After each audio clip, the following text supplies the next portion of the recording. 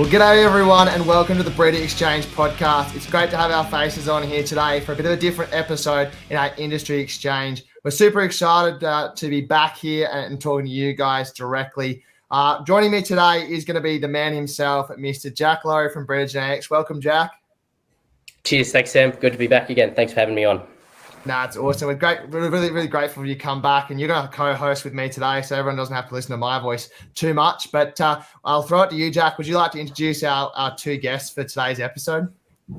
Yeah, sure. Thanks, Sam. Yeah, really excited for our two guests today. We've got Scott Wright, CEO of Angus Australia. He's been in the hot seat for about 18 months now, so keen to get his opinion on some things and get it out there. Then we've got the president of the board of Angus Australia, Erica Halliday. It's great to have these guys. Welcome, Scott. Welcome, Hap. Thanks for being on. Yeah, thanks, Jack. Thanks, Sam. Great to be here. We're really privileged to have you guys joining us today, and for Jack co-hosting today. We're going to have a pretty cool discussion today about Angus Australia. Both of you are pretty high figures within that organisation now, and both have a big passion for the Angus breed as well as your own programs. But you're obviously in different areas. Scott within the actual Breed Society, and Hap now being the kind of the member representative for the Breed Society too. So it's great. We're going to be picking your brains today. We've got some rapid fire questions from our listeners out there that they've given us during the week. We've obviously got my burning questions at the end, which you guys don't know about yet, but you will eventually. But we're going to kick it off with Scott. If you could give us your background and a bit of your story, please. Yeah, thanks, Sam. I grew up on the north coast of New South Wales, a little town called Kyogle. Our family have cattle for a long time, dairy farmers. Then went to Gatton College in Queensland, did rural management there when I left school, which was great. Had a bit of a stint in Singapore, which was really interesting, selling all type of produce from Australia, but including beef and lamb, which was great. Came back to Australia and entered the wine industry, which I was in for 17 years, running a family company there. And then quite dramatically left that through a fire in our winery, and then had a little bit of time with Wilshire & Co., a CRT business. At the same time, I studied animal science as postgrad, a second time, and then came to Angus Australia and was fortunate enough to get one of the member services roles here, and then fortunately I've worked my way up the ladder, and it's a privilege to be in this role today. Yeah, it's definitely a big position, and congrats to you getting that, and you're doing a great job so far. So I'll let Jacko take the next one on, and I think he's got the next one for us. Yeah, Hap, thanks for having us, and thanks for coming on and joining on the podcast today. And certainly, Hap, I've had the privilege of knowing you here for a little while, but please, tell us your story and the Ben Never story. Well, Jack, I don't know if it's a good or a bad thing, but where I'm sitting at the moment is where my great-great-grandfather came from Scotland and built this old house here. So it's been since 1860, and so my family have been here and been in the Angus breed for such a very long time. So in 1913, they bought cows from Bald Blair, walked them home with the intention of starting a stud, but back then they had chains around their necks and a big number plate, and they wore off. So that's the commercial stud. And then in 1947, after Dad had been in the war with H.D. Munro from Burramuka, he said, "Son, why don't you start an Angus stud?" So that was 1947. So I've grown up with it all my life. I'm still here. Like I said, I don't know if that's sad or really good. I think it's really good.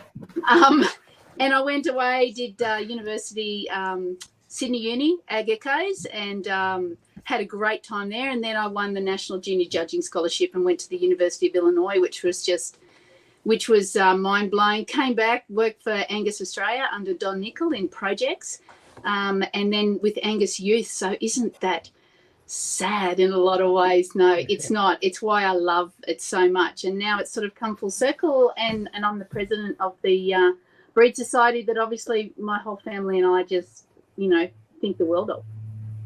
Yeah, sure. And you had a bit of time away before you came home?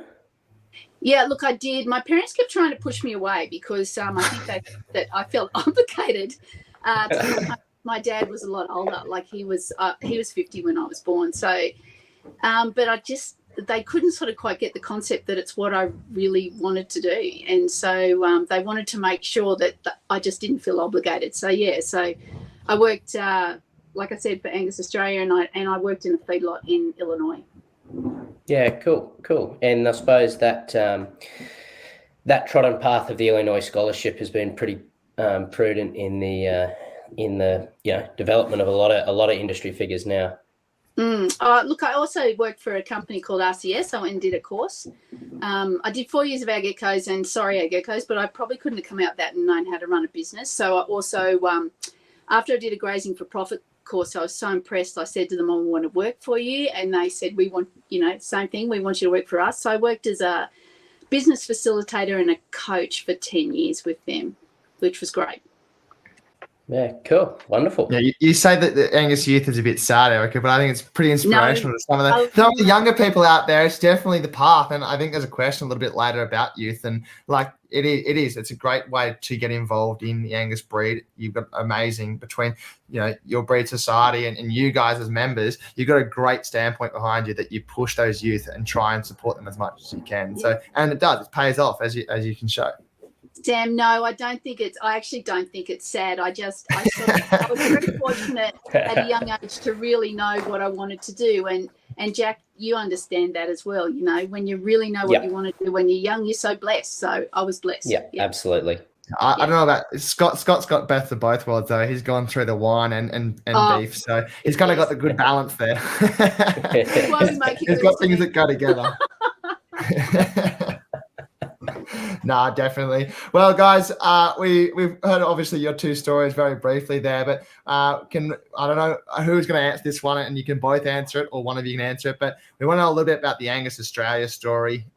You both obviously have been pretty involved, so whoever wants to take lead on that one. But can you tell us a little bit about Angus Australia? Don't jump at it. Well, I'll start, Erica, and then you'll always be able to fill in the blanks for me, which is great.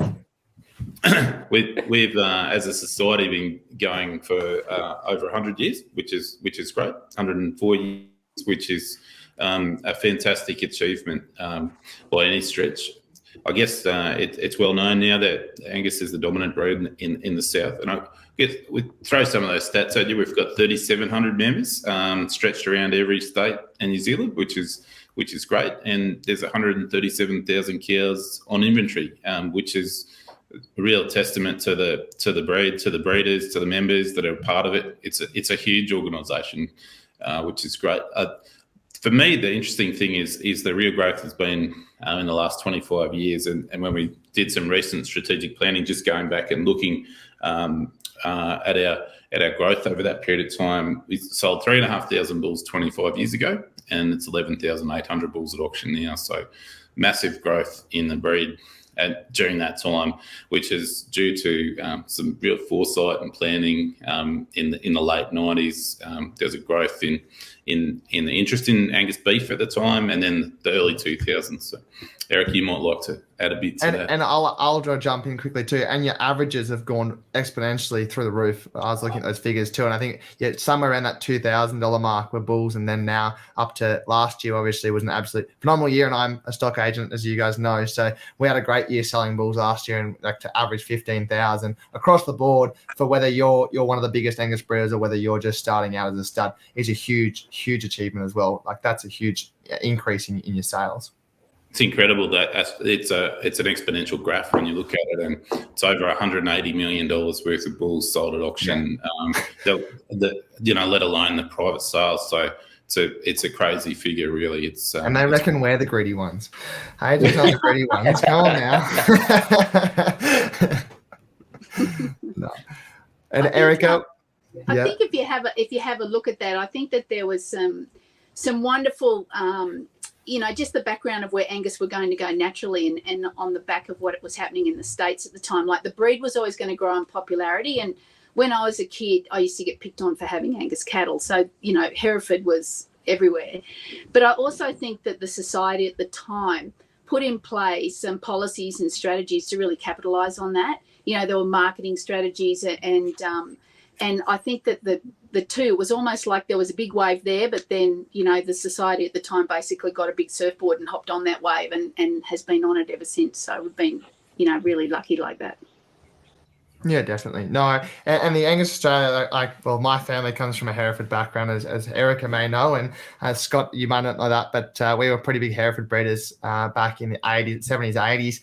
And obviously there was a big change there in the late 80s and the 90s. And then onto the 2000s, the Angus have come through the roof. And as a stock agent, we had probably one of our best store sales, and we relate that to the fact that most of the yarding was black. So it does definitely make a difference that, you know, the black hide, I guess, marketing behind, you know, the cattle has obviously really helped on a commercial basis massively across the board. And I guess that leads into probably my next question for you both too, is about the black marketing. Marketing is, at the end of the day, a massive standpoint for how people, I guess, perceive things. And if you ask someone probably 40 odd years ago what color a cow is, just a general person in the city, they would have told you brown and white, obviously. And these days you ask them, and obviously straight out the gate, they'll say black really quickly. So I guess, can you tell us a bit about the marketing? And obviously Macca's did play a part in that, and that was early days. The McDonald's kind of marketing came through, but your marketing within the Angus Australia has been at the forefront of any breed society for a long time. So can you tell us a bit about that whole black hide marketing and the Angus Australia marketing in general?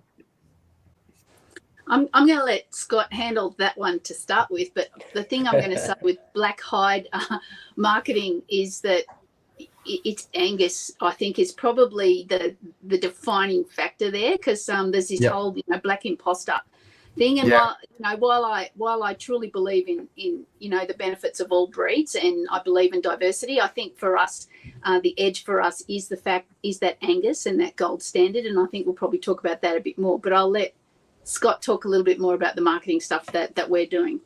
Yep. It's an interesting bit of history there, Sam, how that's evolved, and you're right to sort of talk about the black hide in some ways. And from my understanding, I've got a bit of a fascination with digging into that history, that during the 90s, we got that 10 cents little bit of difference from the Japanese buyers coming in and looking for Angus cattle that could marble and perform and in some ways replicate what they're doing in Japan and that domestic industry there. And it grew and grew, and it's like a snowball effect there. And you're right that it gained a fair bit of momentum through that feedlot growth era, and then McDonald's was it was pivotal. It was I think there was those in the breed that at the time question was that a good thing to do to get in bed with a fast food chain, but what it did was it gave value to every cut in the animal. So it created this enormous value, and people couldn't perceive what it would do for an Angus cow, for example, as opposed to a premium Angus steer in a feedlot and those sweet cuts. Now it's every piece of the animal which has gone on and on. And that was an evolution. We had the certified Australian Angus beef program, which was highly successful at the time. And worked, and it was like a season for the Angus breed, growing that, and then it morphed, and I think we're in that mature stage now where we've got a number of companies around Australia that are promoting that Angus label. We all see it in restaurants all the time. We see it as a premium Cryovac product in high-end retail here and overseas, Asia, and I guess our role has changed over that period of time. So we certainly have got our verified Angus programs, and we're very thankful for the brands like NH Foods that verify their product, Jack's Creek, Macca's, people like that, which is great. But then there's those brands that choose to do their own thing as well, which are very important to the Angus breed. So the likes of Tees, JBS, they have all important Angus programs, and I think we've got to that maturity in the market. So I think the society was the catalyst, and it really got it going. And now it's we've just got to keep that flywheel continuing to evolve. But you're on the black hided situation. I guess Angus was the black breed, and now we've seen the black imposters that have come into the market. People trying to get that little bit of premium over time, the black Simmies, the black limos, and other black breeds there. But it's a real focus area for us going forward. How do we promote the value of Angus going in the next 10 years? Yeah. And one of the comments made to me in the last 12 months was that we undersell how valuable really Angus is. And I think someone said to me, over a certain point of intramuscular fat, there's no improvement in eating quality. And I think that figure's 21%. So in some ways, we've got to not be scared to really back our product going forward in competition to those highly marbled products as well. So, as breeders, what can we do about? I love your term, the black imposters. What as breeders can we do about the black imposters? I think as breeders, what can we do about it? I think that we can get our clients to tap into brands like Jack's Creek. Ones that have the validity behind them and the quality assurance behind them. And I think that it'll be those guys then that source the very best product, which will be that Angus Gold Standard product, and I think the market will sort itself out there. It makes it a lot easier for us agents. We don't have to worry about whether we just say Angus cross. You guys are good at writing that on the paper. But we've been really at the forefront of creating genetic products that identify more Angus content, and I think that will be a key play going forward. Yeah. We've worked on a breed check product, and we're not sure how that would work in the market, but it's a software program that we're able to determine the breed percentages of a piece of meat, for example, or for an animal that's in the paddock, and that could be very helpful going forward. But interestingly, when we talk to feedlotters and processors, it's that Angus animal that's performing and giving that carcass that they require. So it's great to put a black Simmental in there and get the growth, but then you're losing those carcass attributes, and they don't perform to the specs that they need to. So I think it is self-regulating to a large extent. Yeah. We've just got to make sure that Angus cattle continue to perform, and that's the first choice for our buyers. I think that's really where it's at. Yeah, and as far as a breed society's role goes, I think that if we put the tools in place and let the market then use those tools, I think that's where it becomes very powerful. And I believe that's the areas that we're focusing on. We don't want to be there policing everything. It would take a lot of labour power and probably not worth it. But if it's that demand pull through, the market is very powerful. Yeah. We still do have their verified product, which is like NH Foods are a great example of that, where they've got a really strong export market for the Angus Reserve. And for some of their markets, they really require that verification, which so they're prepared to go to another level to have that for their clients. But every brand has a different philosophy and a different road forward. Yeah, definitely. And you can see, like, you guys just recently have put out a 5-year strategic plan talking about the future. We've just talked about what has been successful. And I think, Jacko, you were in the room when that was announced, weren't you? Yeah, it was fantastic, Sam, to be up at the conference overall. But, to be there when it sort of got put forward at the AGM was really great and certainly really beneficial. And I suppose we'll dive headfirst into that, and we probably don't have all day to dissect it a whole heap, because I reckon there's been a fair bit of blood, sweat and tears go into that. So I suppose, Scott, why do we need a 5-year strategy? Like, what's the catalyst for it? What actually is this document that's gone out? It's important for a few reasons, Jack. It's really, when you get to the scale that we've got, you can be pulled into 500 directions all the time.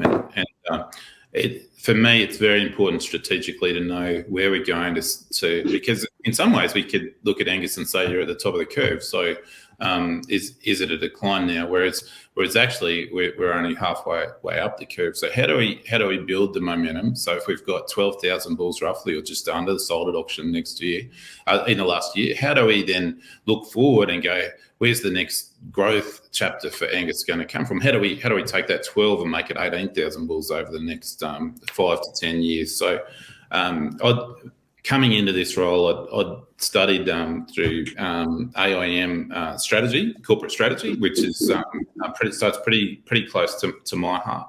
But it's to put strategy is best defined as those key decisions that the board of directors will make to chart the future of the organisation over that, say, 5 to 10 year period. So we needed to. I like to think of it as got a big glass jar, and we put those 6 key rocks in the jar first. They're the big things we need to achieve, and then the next is we put a heap of pebbles around those, and then the sand fills the jar. But it's what are those real benchmarks? What do we got to hit? Otherwise, we'll become irrelevant. So that's what the strategy is all about. Yeah, sure. And can you share the mission? What's the vision? What's the mission? You've got Angus for every system. What is that? It's an interesting one. Erica will smile at this, but we sat through. We had a lot of work in the background. So we had 11 workshops last year. We had the directors sat through about 6 workshops. They were really over it by the end of the journey. We had staff that we had.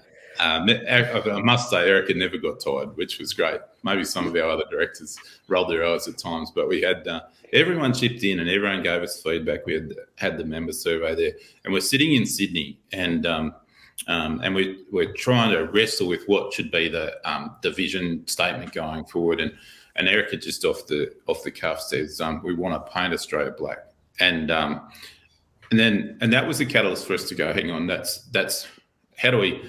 That probably doesn't sound quite right, and we've just talked about Angus versus Black and things like that. But what evolved out of that was a heap of discussion. So we went Angus for every system. So that means that we want Angus to be relevant for every beef production system, from the bottom of New Zealand to the top of Australia. So whether you've got a tropical environment and Angus plays a part in lifting fertility and carcass quality in those environments, or whether it's Central Australia and Angus can play a purebred component. In the southern industry, where predominantly that product is going into a high-end feedlot job, whether we've got beef on dairy going forward, things like that. So we want Angus to be relevant for every beef production system that we can imagine going forward. That's where it came from. And also, sorry, I've got cats fighting with dogs. The other important thing to add there is that we wanted it just to Angus for every system. We also wanted everyone their own type of Angus that they wanted to grow, which was important to them. So we didn't want to say this is the type of Angus that you have to grow. We wanted to provide the tools, the education and the services to allow people to breed their own type of Angus, because we know how important that diversity of markets and environments is. So that it needed to fit in that way as well. It all came together really nicely. And in our new core values, we've actually got one of them is respect. So we've identified that one of the key risks for a breed society is having a rift or a split within the breed, and we've seen that happen across the Tasman, and we don't want that to happen here. We want to have respect for each of the type of cattle that people are producing within the breed. So keep the Angus family despite differences in philosophy of breeding. Well, you've got to suit every market, don't you? At the end of the day, if we all bred the same cattle, we wouldn't be able to suit that bullock market, that Vila market, all those different markets. At the end of the day, we are breeding red meat at the end of the day too. Like, that's the end product. I know we've got a lot of stud breeders obviously heading this, but they've got the control to make sure it's set up for the commercial industry, and they're producing the bulls to service that industry. But it's really important to have that diversity within your breeders and them see value in their own programs too. And Scott, you speak of those 6 pebbles within the jar. Can you run us through what are those critical objectives and maybe a little bit what they mean? Yeah, most certainly. So there's 6 keys for us, which are these critical objectives. The first one is that we're trying to build a level of member engagement that's without parallel. So we'd identified that we needed to hold on to everything in the past that we've done well, all the technical advances, and then we needed to pivot and take our members with us on the journey. So it's like taking your science and making it applied science. So that's probably if Erica and I both had a real common goal coming into these two roles at the same time. It was to build member engagement across the breed. So certainly that's one. So number two is to continue the genetic gain of Angus and Angus influenced cattle in Australia. So that's always been one of the pillars of the breed, and so we've got to keep that going forward. Three is to build or grow the Angus premium and the market share for Angus cattle. So very market focused. Four is to build a world-class digital platform going forward. So business is evolving. We all know that. We're using different tools and technologies rapidly changing. So that digital world-class platform is one of those. Fifth is to find and grow the best people for the breed going forward that we can. And that means both members and staff and people that aren't in the breed and encouraging them to come into the breed. So there's a big focus on people. And then finally, we need a sustainable and a viable business model going forward. So going forward, we need to make sure that we're not reliant on grants or handouts or funding from other sources, but we're self-reliant and we can pay for core services from our own members and fees that we generate. So they're the 6 pillars that then there's a raft of projects underneath those that we've got to accomplish over the next 5 years. Yeah, perfect. No, that's great. And so, Scott, it's a like you read the full document, like it's full on. There's a lot happening. Definitely. What's the actual execution, or is there an execution plan? What are the resources that you as a society need, but also the breeders need to actually put this into place? It's all well and good to write a document like this, and it looks flash as, but how is it actually going to be executed? Yep. So we've got underneath each of those, we've got a range of goals under each of those objectives, and then underneath that we've got a number of tasks that need to be accomplished, and we've divided that across the business in terms of we've got a number of departments here. We've got 38 staff at Angus Australia, and so we've got about 8 managers here. So each manager has been given responsibility for different tasks with underneath with each one of these. So I've got an enormous spreadsheet that'll be fascinating. And then we've got timelines. So we've divided it up over the next 5 years, and we've got quite good time frames for people to be able to deliver at a reasonable pace, so that society as well can invest in the right financial resources at the right time. So it's quite a tricky document there, Jack, but we've broken it down over the next 5 years across all the staff, and there's a fair bit of accountability there to keep us on track. Yeah, perfect. And I suppose we talk about 5-year plan. Whenever 5 years from now, do you pop a champagne bottle and go, woohoo, we did it? Or do you go, right, what's the next 5 years, 10 years? What's the end of the, I don't want to say the end of the road look like, but what's actually going to happen now we've got 5 years done? Do we do another 5 years? How's that going to transpire? I'm from the wine industry, Jack, so I'd love to pop a champagne. Sorry. Great red. Sorry, we'll have a good bottle of red. That's right. Hey, I was just going to pick on the fact that Jack and Scott must be really good mates because they love long documents and spreadsheets. And I love wine. That's why I'm with them. Yeah, well, Erica, we might love to sit down for a drink, and we'll let Jack and Scott just keep typing their documents. 5 years time if we get there. Look, Scott put in an awful lot of work into that five-year plan, but we all did. But I think the whole thing behind a 5-year plan is that it's not static. And that's the whole role of the board as well, and Scott, is that we're constantly scanning that strategic landscape to see what's changing, how we need to adapt. But we need a roadmap going forward. But who's to say that there's not a big pothole in the road somewhere we'll have to go around? So that's what pothole being possible droughts or possible weathers or floods or anything like that too. We've got all those that they'll come back around. We know they will. It's inevitable. But they obviously put a big hole in your marketing and what you can do, because your herd size can increase, decrease pretty rapidly within those type of events as well.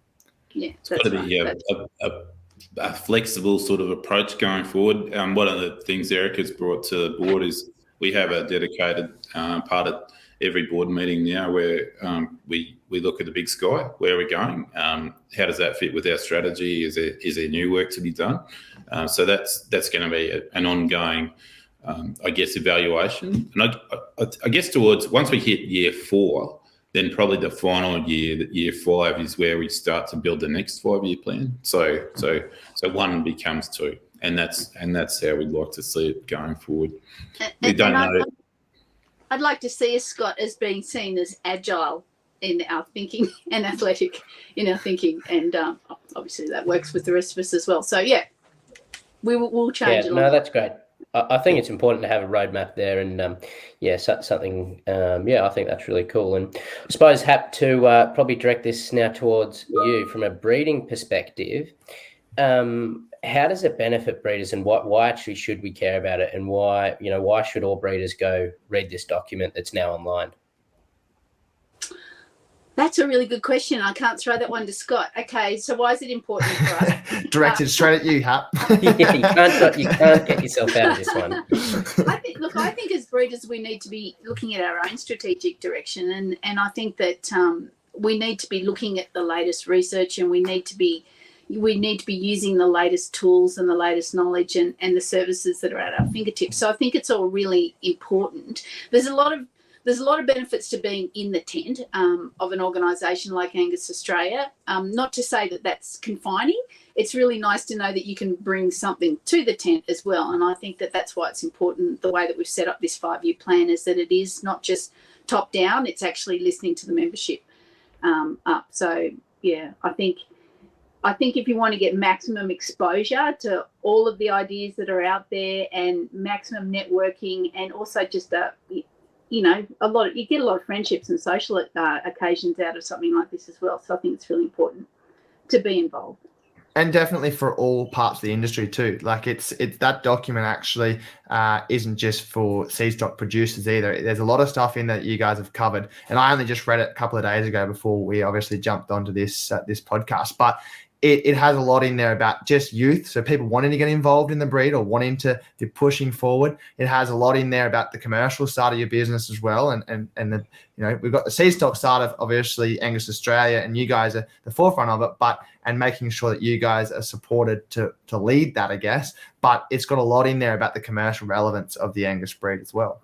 Yeah, and Scott mentioned the flywheel there before. We all had a bit of corporate training going into this, which was a bit of fun, but the whole concept behind the flywheel, and this is reflected in the annual report, is that every part of the business is actually helping other parts of the business, giving them momentum. So, and the whole thing is like it's adding momentum to the whole business, and it's just a wonderful effect of increasing over time and getting faster over time and more effective over time. So there's no parts within that business now that are clashing or at odds with each other. So the youth come on with extra ideas that then build into research and development, that then drive, Angus production, that then drives premiums, that then drives more bull sales, which, and the whole thing sort of, it's pretty exciting actually.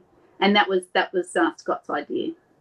Definitely. Yeah, no, definitely very exciting times ahead. And I'm going to use the youth to segue into the next parts I want to talk about. But yeah, so Scott, it was great to see both Hap and Scott at Gen Angus here in Adelaide a couple of weeks ago. So that was fantastic. But before we move into the youth programs and Gen Angus more in particular, Scott, you were asked a question, what was at Gen Angus this year, what was your greatest milestone or one of your greatest milestones? You actually said this 5-year strategic plan. So this obviously, apart from your job, it really does hold a pretty special place in your heart and what you've been able to achieve.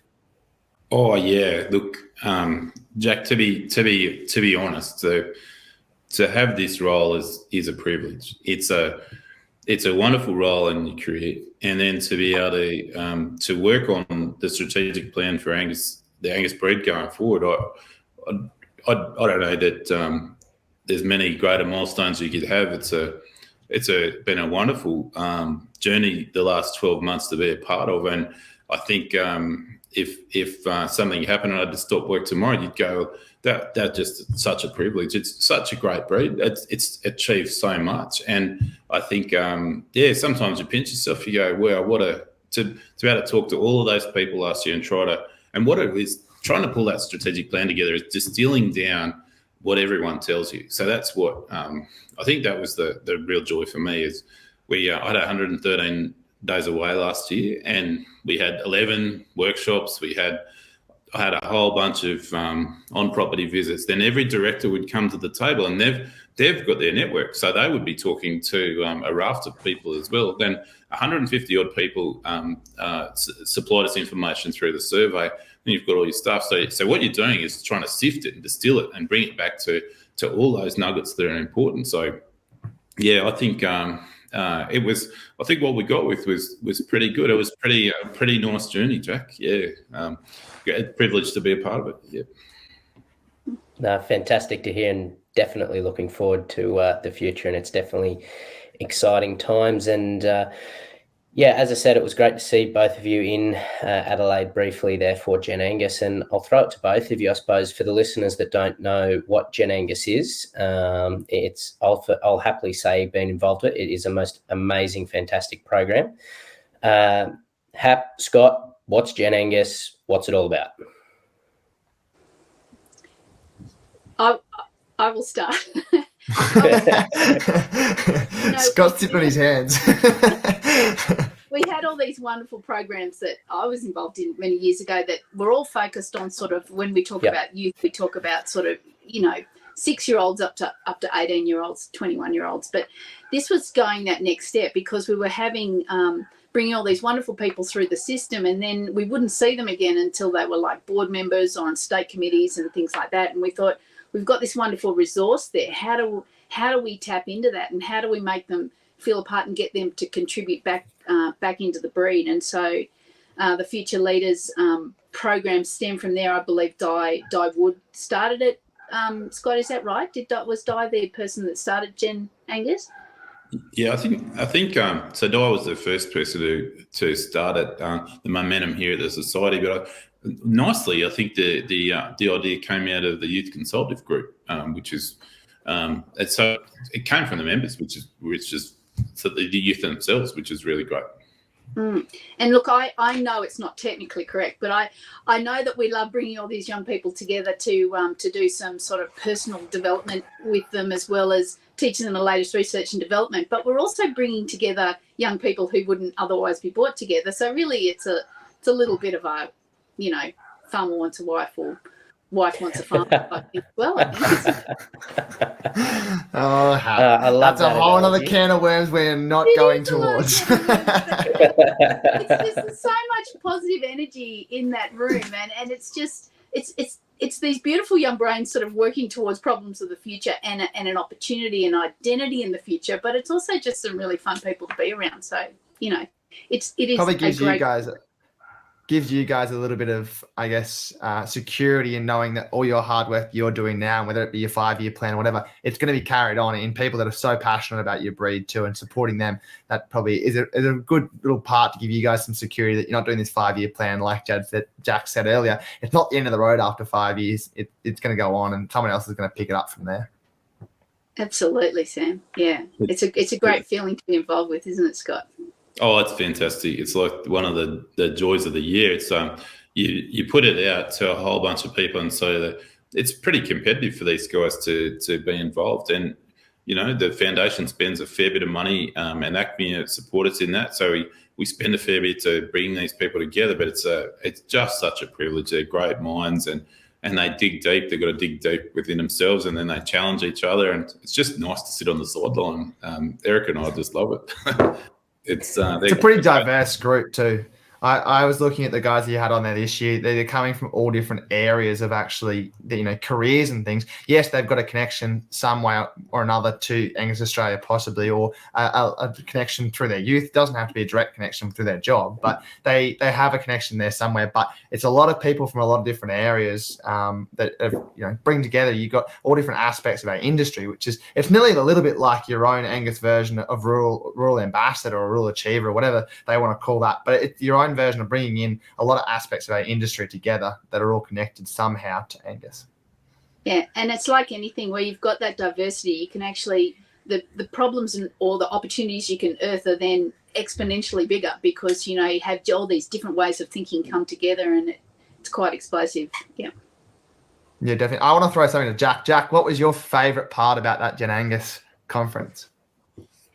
This year or last year? Either. Maybe both. Oh, well, last year... You're on the clock too. I know. I know. This was not on the script, Sam. We didn't discuss this. Oh, well. Thanks, mate. I love throwing you a curveball. I think Gen Angus is by far the greatest experience I've been a part of as a young person, not only in a breed, but from a business perspective.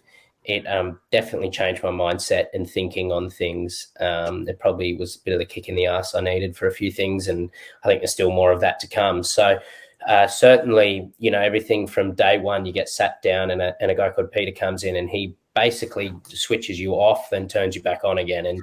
And that just sets you up. And then you have so many different industry worldwide experts. You got Simon Quilty coming in, showing you every graph and bit of number and figure under the sun that is even comprehensible. And then you go into finance planning, into concession planning, into breeding and objectives.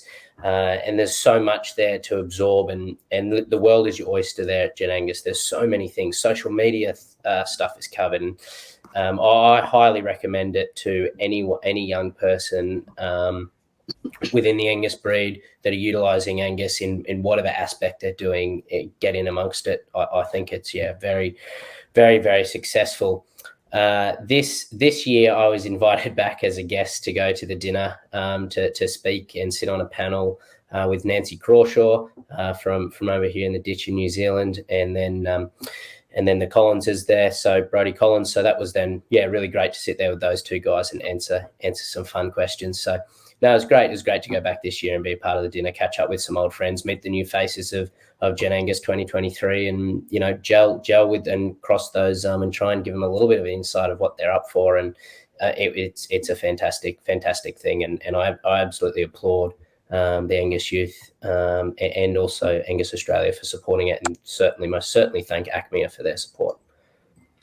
It's like watching two proud parents, and I'm glad we're on video for this industry chat, because it's literally like watching two proud parents sit down there that have formed this little Gen Angus, and they're like sitting there listening to Jack, and they're happy as they are. I'm glad everyone else can see that too, because it's awesome. It is. It's a great way. Yeah. You both. I was watching you doing that whole little thing of Jack spieling on there. I still haven't been able to stump him to this day. Sadly, I throw curveballs at him and he just takes it away. So you to watch you two then just was pretty funny actually to watch you. Good boy. Last year, Sam, when I met at Gen Angus, and Jack and I, we started talking, and we went to a dinner at a hotel, and we started talking, and Jack was so fired up about his business, and he'd had all this two planning days, and it was fantastic. And we actually started talking, and it was a finger food stand-up dinner, and we talked for so long we missed dinner. Like we were there, and it happened behind us. It happened about 4 meters away.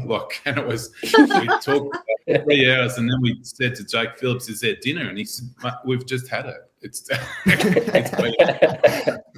yeah, you're not the only one that's been caught by that trap either, Scott. I think we've all been there, but we will keep moving. Yeah, no, definitely. That's why we will keep moving. Left for everyone else. Yeah.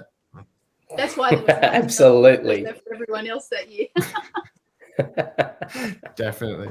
Nah, too good. And I guess we've been talking about the future of Angus a lot, and we've been talking about the youth, and I guess those guys that are in Gen Angus and within the youth, they're coming through. The ones that are probably in the youth now coming into Gen Angus in about 10, 20 years time, and the ones that are in Gen Angus are going to be the ones that are not replacing you guys, but coming into the breed society, I guess, and into more of that board, I guess. So I guess my next question for you is what tools and resources do you see Angus breeders, commercially, seed stock producers, and even possibly I'll widen that a little bit, to Angus Australia as well, whether it be feedback channels and things in the next 10, 20 years? What do you see, those tools coming through? Is there anything in the pipelines specifically in terms of technologies or anything like that you guys can allude to our listeners about what Angus Australia has coming up? I think a lot of it for us is around that breed development, and that genetic space is no matter how exciting that has been for the next 20 years, it's just going to get more and more exciting. Yes. And the stuff that we've got around methane emissions, I mean, everything that we do, we try and focus on that genetic component, but obviously there's a lot going on in that space that isn't genetic. But we'll be focusing more on that genetic component as well as that marketing component. And also the services, like there's more and more people, putting together a sale catalogue, for example, and we're sort of trying to meet all those needs there. I think those fundamentals of people getting together and needing a catalogue and needing someone to those services, that service side of it will never go away. But the technology is obviously going to go through the roof. So, yes. I think the speed as well. So it's one thing to have new tools, but it's the speed of the tools. So the turnaround of our analysis is really important. So I can see that being a big focus going forward. So at the moment we wait 2 weeks for EBVs. Once upon a time it was once a year. Then it was once a month. It's 2 weeks now. Wouldn't it be great to have that in 24 hours? So to have genomic tests come back and people be able to get performance data on their animals really quickly.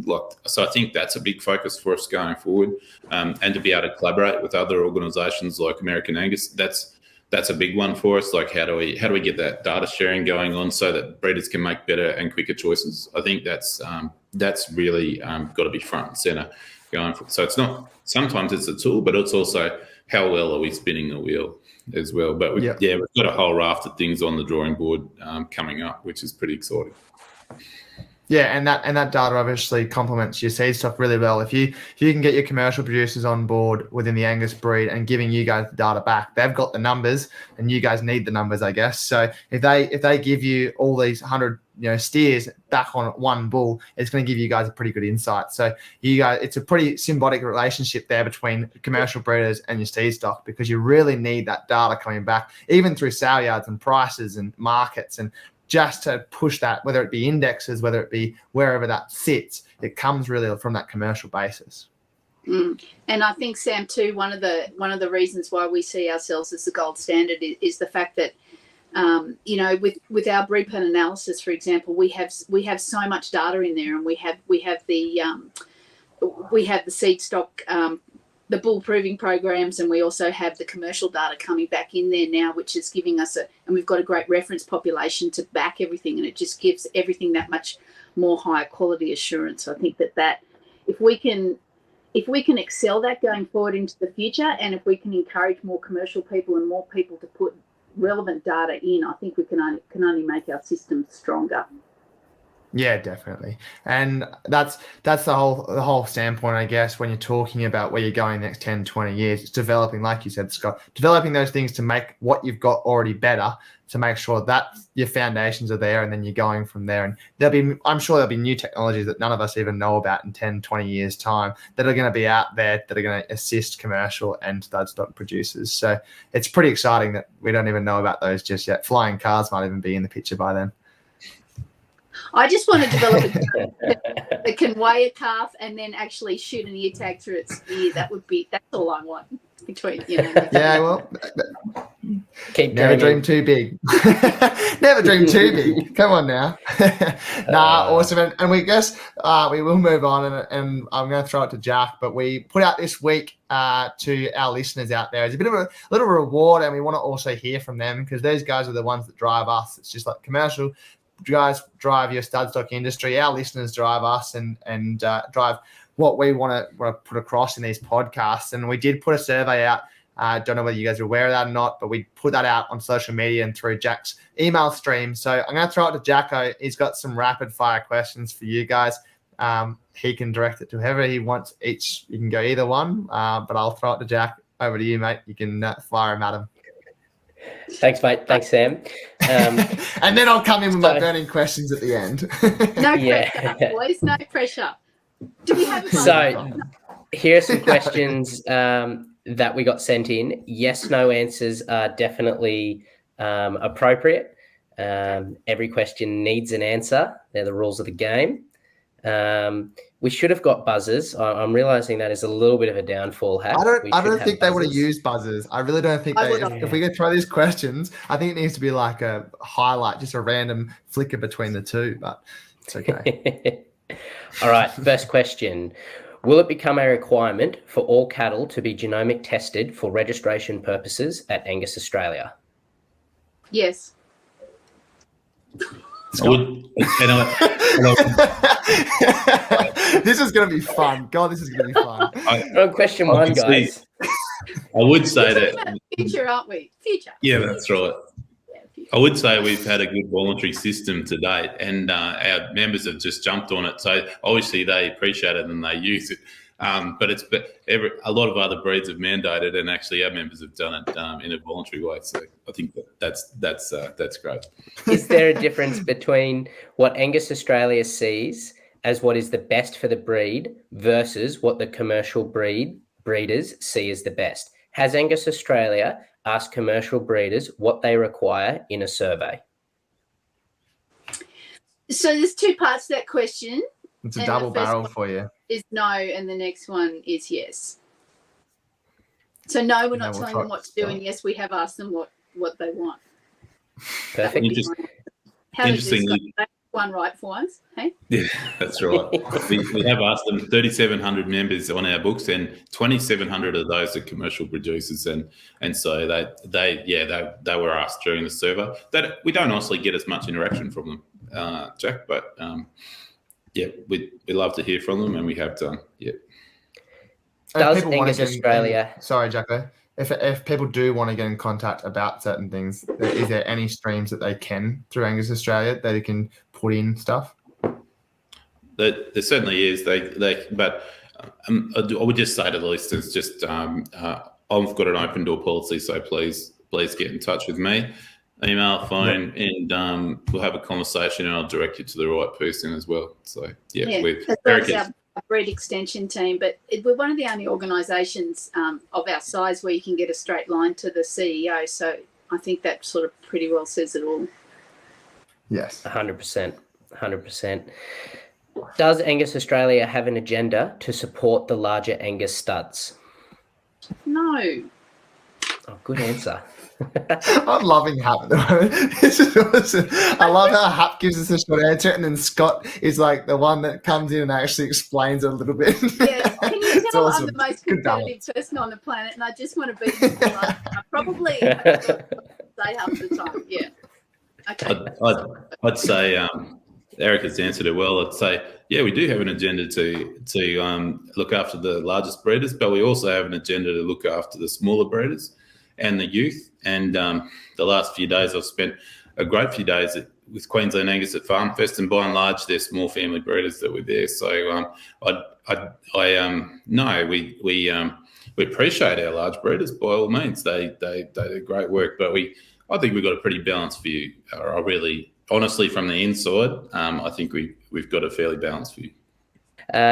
Next question. Docility is one of the Angus breed's biggest problems. Where is the long-term benefit to the Angus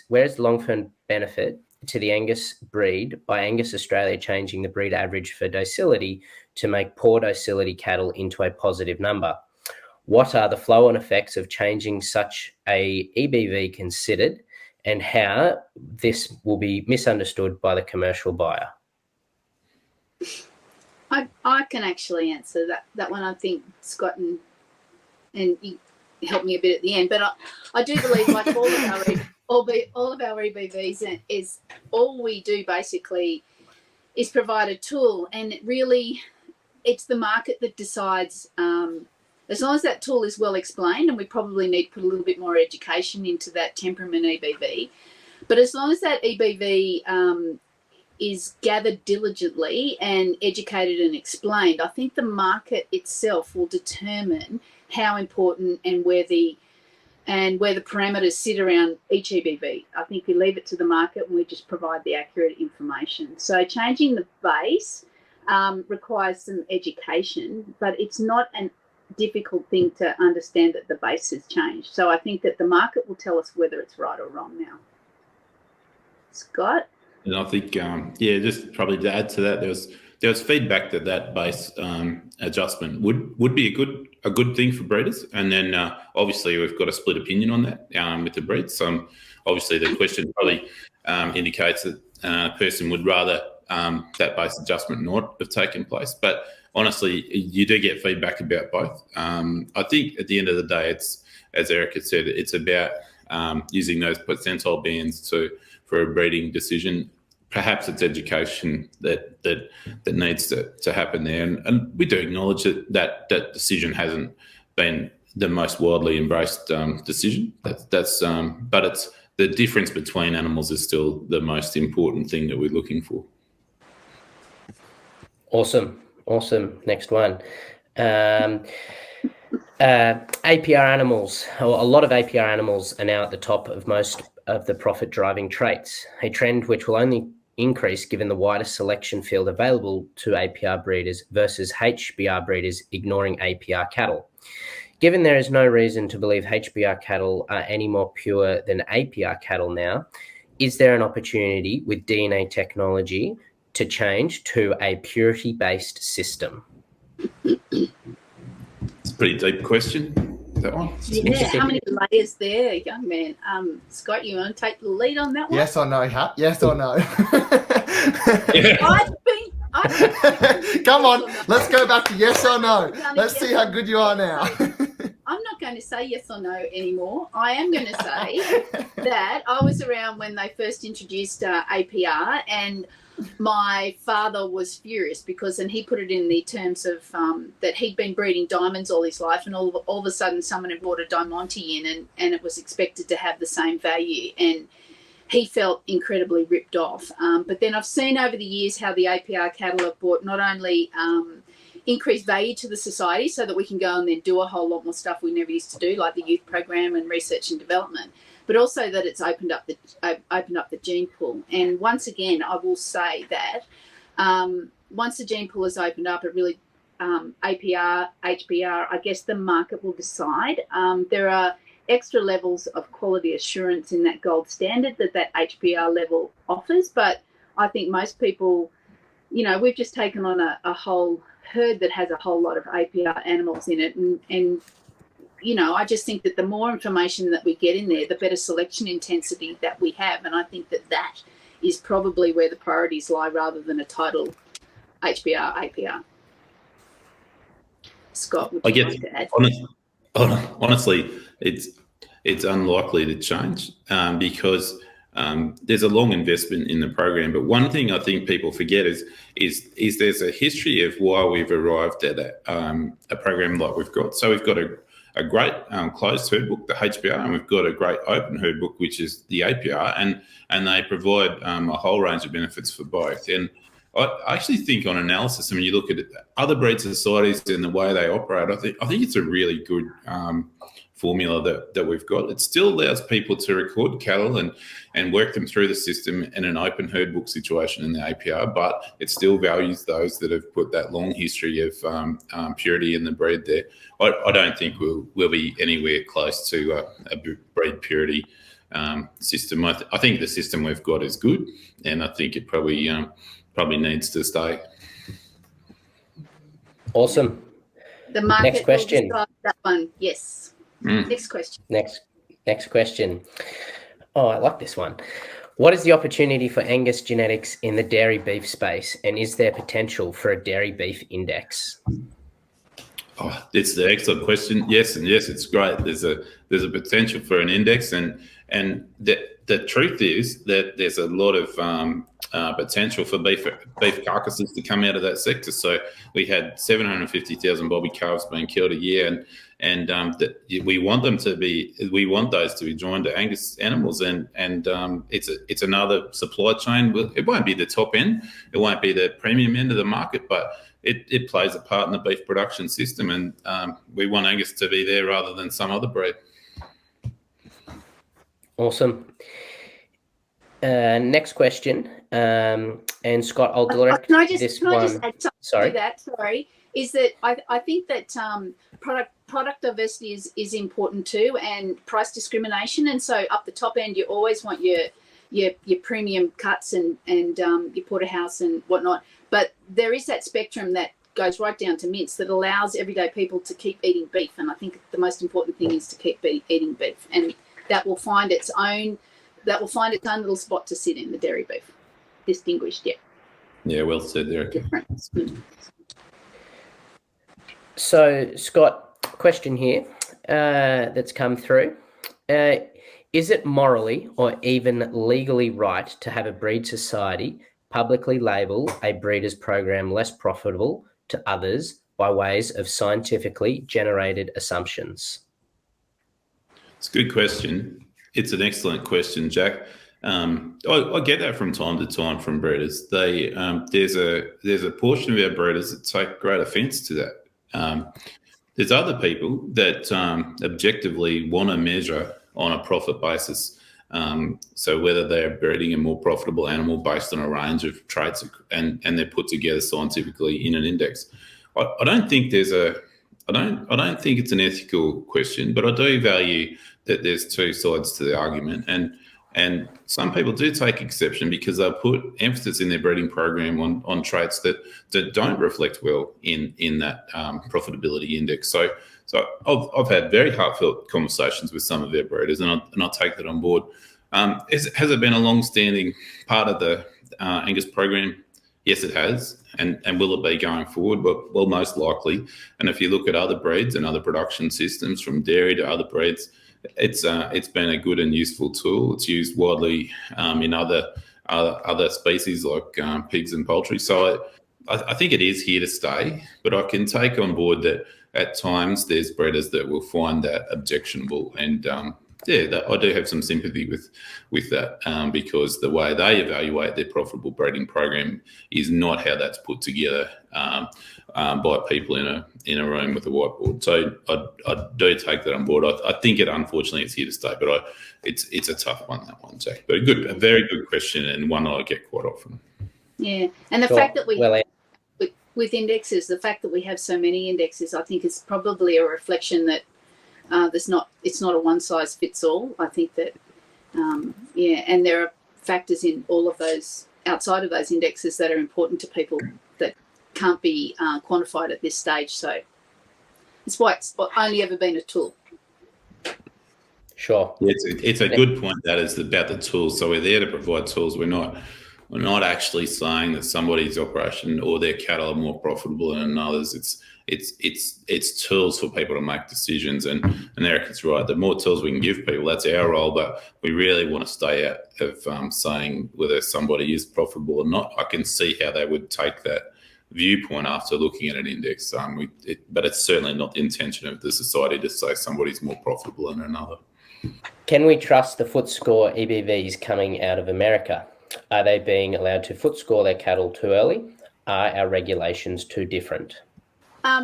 Before I run out of battery, which if you notice I'm looking a little anxious, I'm running out of battery. Okay. I'm just going to say that we're doing a lot of work in this space, and our intentions are to get it right. And that may be, there's a lot of work and a lot of stuff that we still need to look at. Having breeding yearling bulls myself, I know that you can tell differences at 10 months of age, but it's really a lot harder than telling differences at 18 months of age or 2 years of age when you're foot scoring. So I think we've got some really good feedback here, and that we'll be working further on this in the future. But we need to try and get as accurate information that we can, and again, let people decide about what type of angle, for example, that they want or suits their environment, as opposed to saying, well, this one is perfect and you need to stick with that. So, yeah. Scott, do you want to add to that? Yeah, there will be some more validation work going. So Christian Duff's leading that, and he'll continue to do that. The information we've got that it is valid, and statistically it is. But as we always do, there'll be that continual analysis and verification of is that still working for us today. So yeah, it's an important question though that's raised a little bit with their members. Yeah. Sure, good answer. Second last question. Why can breeders not enter carcass data into the EBV system? Wouldn't the extra data help improve the system? That's an interesting one. That's I'm taking that. Is that, I guess, not knowing the perspective of the person there, they mean in commercial. I gather they mean commercial carcass data, because certainly there's the avenue for recorded animals to have data submitted, carcass data submitted, and a good example of that is the Team Tamani approach, where the carcass data the animals are recorded on the ACR, the commercial register, and carcass data is submitted. But there's an avenue there. It might not be just in the way that perhaps the person asking the question would like it. I think perhaps that's the answer to that one, Jack. Yep, all good. And the final question, and this one, Hap, is very much directed at you. Right. The question is, Final rapid fire question. You still got my burning questions to come. Don't get too comfortable.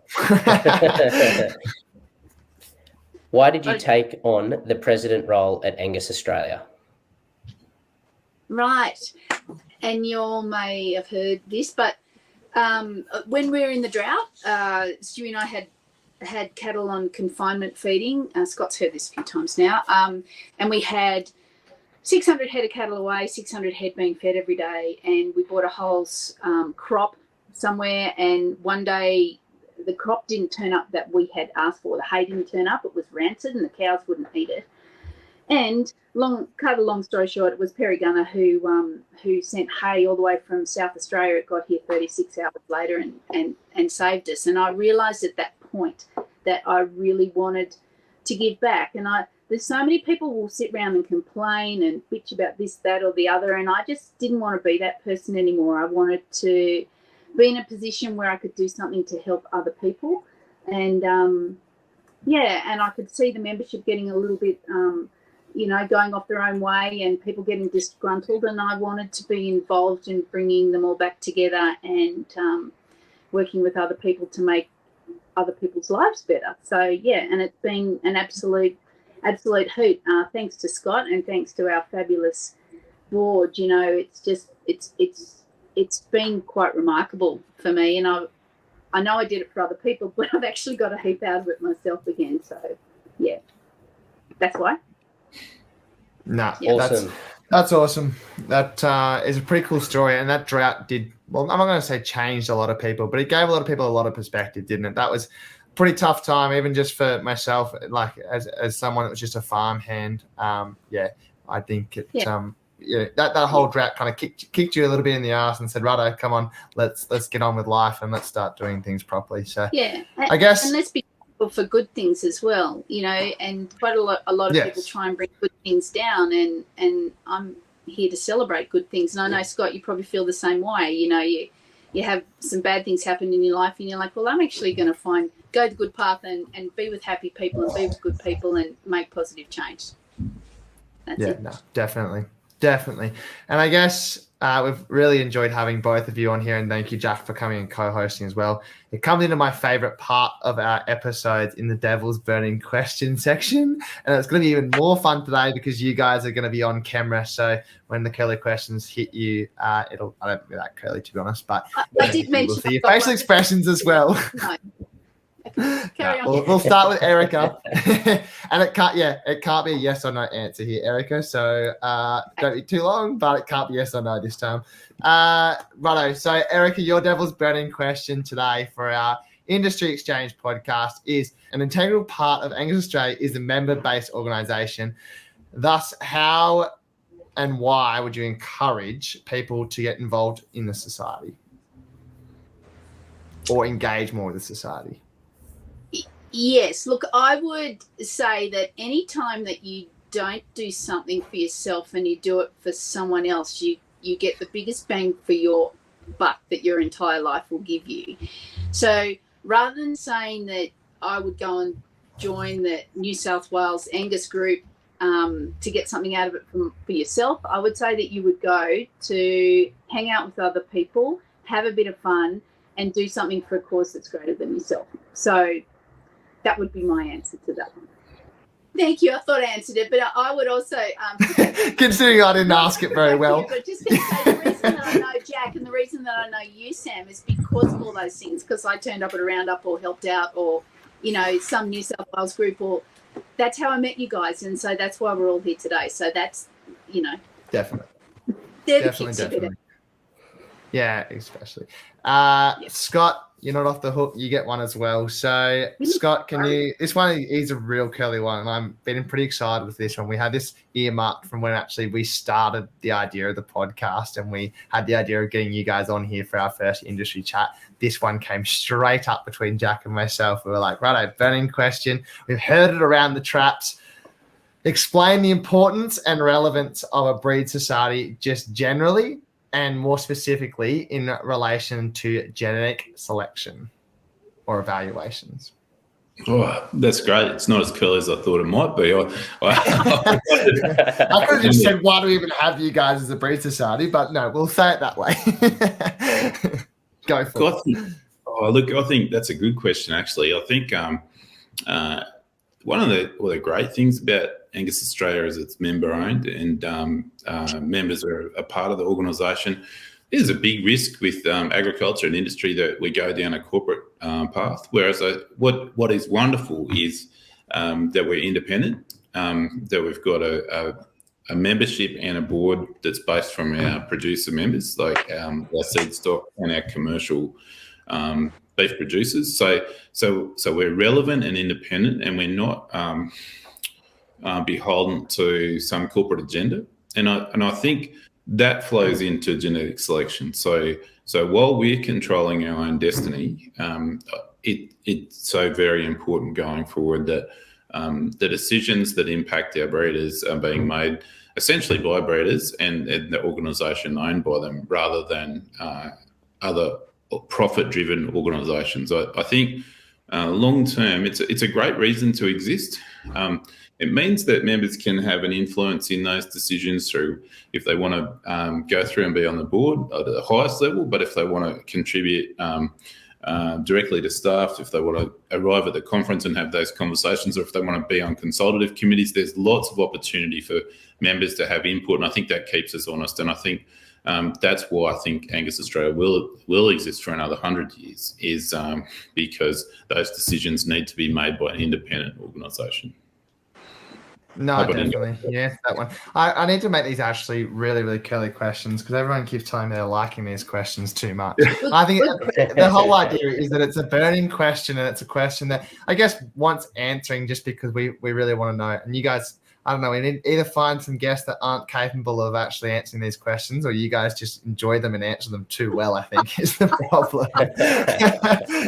Well, we'll go back to the drawing board with some of these burning questions. But no, thank you all three of you for joining us on the Breeder Exchange today. It's been great to be talking about Angus Australia, what's to come, what it has been, where you guys are from, and what, the people involved. We've thrown some curly questions in that rapid fire, and maybe not so curly questions in my burning questions, but I'll work on them. So thank you guys. Thanks, Jack, for co-hosting today. It's been awesome to have you back, and thanks for jumping on, guys. We appreciate everyone jumping on and taking their time to talk with us today. Good on you guys. Appreciate it. Yeah, it's excellent. Thanks, Sam. Thanks, Jack, for having us. It's a bit of fun this afternoon. It was great. Privilege. Enjoyed it. Sam, I do have to say, that box you sent me that says "do not rip," that had the microphone in it, I didn't read those instructions, so I just Thanks, Hap. Righto, guys. Thanks for joining us. Great. Sorry. No, that's okay. Don't worry. We might not have a next episode if that's the case. No, we will be back, guys. We're straight back into the bull episodes. We're going to have one. We're going to change up breeds just while we've got the Angus Australia guys here. No more Angus bulls for the next episode. We're going to be talking about a shorthorn bull in a Spry's goldenrod. So jump back on in 2 weeks' time, guys. Thank you guys for joining us. We'll see you all soon.